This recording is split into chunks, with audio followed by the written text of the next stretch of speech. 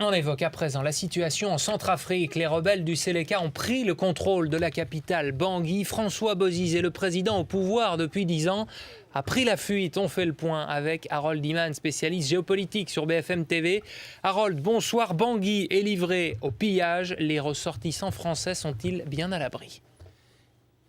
Ils ne courent aucun risque pour l'instant, mais quand même, de voix officielle, il y a des exactions dans la ville. Pas du tout contre des Français ni contre des Européens. Les Français sont au nombre de 1200 ressortissants et il y a 600 militaires français, une petite moitié à l'aéroport et l'autre moitié qui va sécuriser les Français. On n'en sait pas plus. Et les Européens qui en feraient la demande et les Américains, il y en a une petite centaine. Mais voilà, la ville connaît les pillages et les exactions, c'est ce que dit le Quai d'Orsay. Mais encore une fois, les Français ne sont pas visés.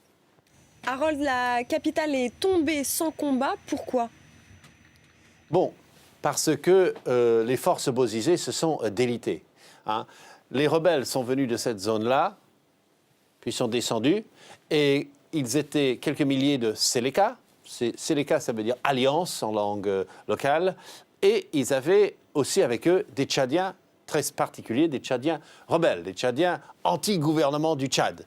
Mais c'est fréquent en Afrique, quand on est contre un gouvernement, on va dans le pays à côté et on aide une autre rébellion. Voilà ce qui s'est passé.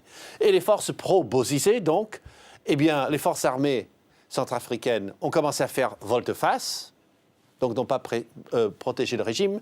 Et enfin, vous aviez des contingents africains, dont les Sud-Africains étaient les plus forts et les plus réputés, et ils ont laissé passer les rebelles jusqu'au palais présidentiel.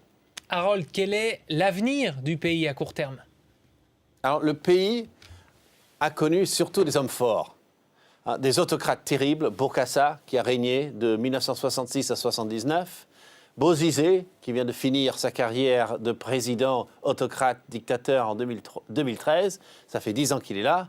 Et un nouvel homme, Jotodia, vient de s'autoproclamer à la radio d'État un président par intérim. Il veut présider pendant 2 ans avec une coalition de forces diverses. La France ne l'a pas encore reconnu, ni aucun pays, mais on reconnaît le départ de Bozizé. Donc, sera-t-il à la hauteur de l'immense travail démocratique qui s'annonce à lui? Eh bien, voilà, on verra dans les tout prochains jours, mais il faudra déjà que Bangui redevienne calme.